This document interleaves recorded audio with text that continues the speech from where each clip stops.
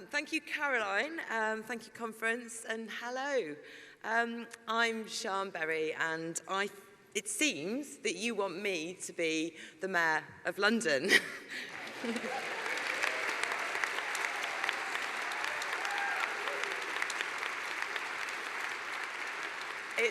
It's so great to be back on the campaign trail. Thank you so much to London Green Party for selecting me.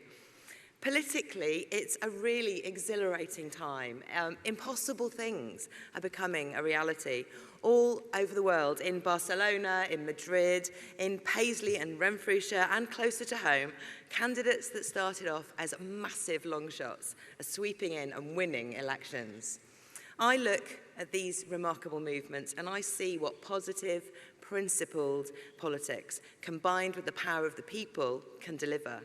And I want all of these victories to inspire our campaign.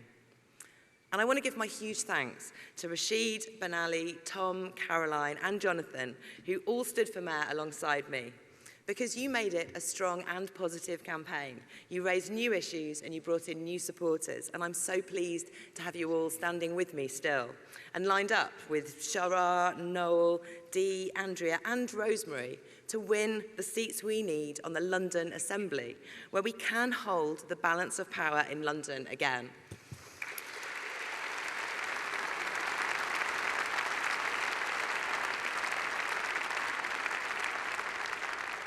I also want to give the biggest possible shout out to Jenny Jones and Deron Johnson. Next to May, their hard work will have kept the green flag flying proudly at City Hall for 16 years, and we will build on that in 2016.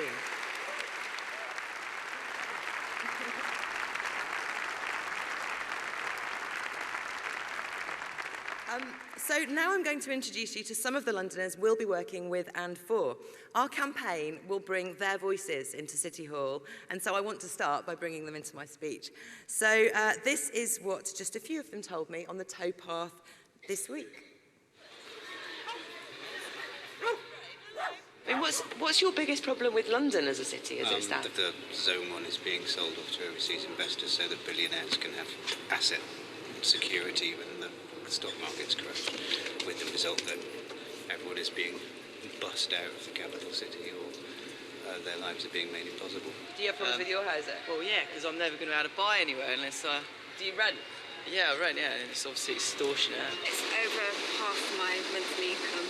Between like 30 and 40% of my salary a month. To get from Aylesbury to here, like especially for people who commute like every single day, so expensive. You can't really see police like when you're around, especially when it comes to night.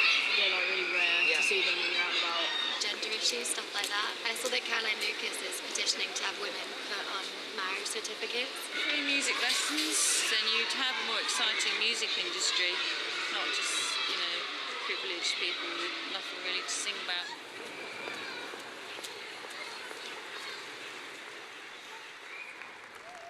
So they definitely know what our city needs. All of us here, like them, want a better, fairer, more equal society where we work together for the common good. This isn't impossible. It's not a false hope. It is a resolute statement that there's a better way for us to exist together. It's an understanding that things which once seemed impossible can happen when the people decide to make them happen. Who could have foreseen the political movements of the last 2 years? First in Scotland, then our Green Surge, then the huge wave that's overwhelmed and overturned the establishment in the Labour Party. The landscape has changed so much, and it's clear the political field remains wide open. The stakes are high for our planet, for us, and for the next generations. As a councillor in Camden, I meet people every week in severe housing need. Families living 4 in a single room. And they want to know why there aren't new homes for them to move into. In King's Cross in Camden, we've seen nearly a quarter of the promised affordable homes cut this year. It's the same all over London. In Earl's Court, just 11% of homes will be affordable. In Mount Pleasant, just 12%. These projects are taking huge chunks of what used to be public land and turning them simply into speculative private investments. And this is happening not just under Boris Johnson's gaze, but with his active help, overriding local communities and councils to push these deals through. In City Hall, we will be different. The Earls Court scheme is not good enough and I will block it. And Greens will put resources and staff into a new community homes unit so that Londoners can decide what to do with land like this all over our city. And this isn't just a policy for London, it's based on a successful model in Cornwall, where 13 community-led housing schemes have finished since 2009. So, as with Bristol Green Party's amazing swing in May, on this too, London needs to follow where the South West has led.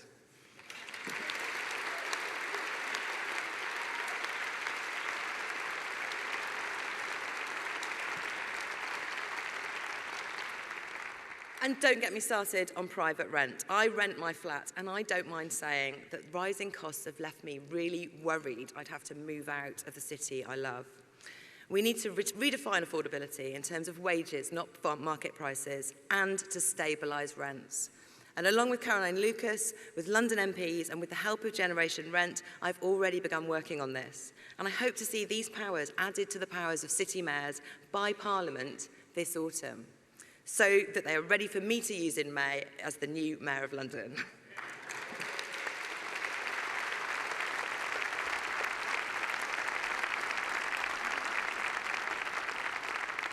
And of course, housing isn't our only crisis. Air pollution causes the early death of nearly 10,000 Londoners every year. And the absolute scandal of Volkswagen cheating its emissions tests shows that we cannot rely on the manufacturer's pledges on cleaner vehicles to solve this problem. To put it mildly, we cannot rely on them at all.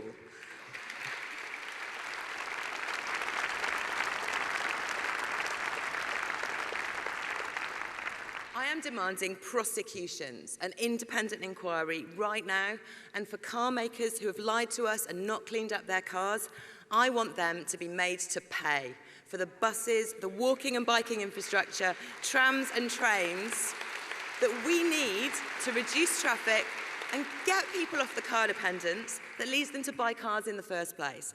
That would be real justice for this criminal fraud.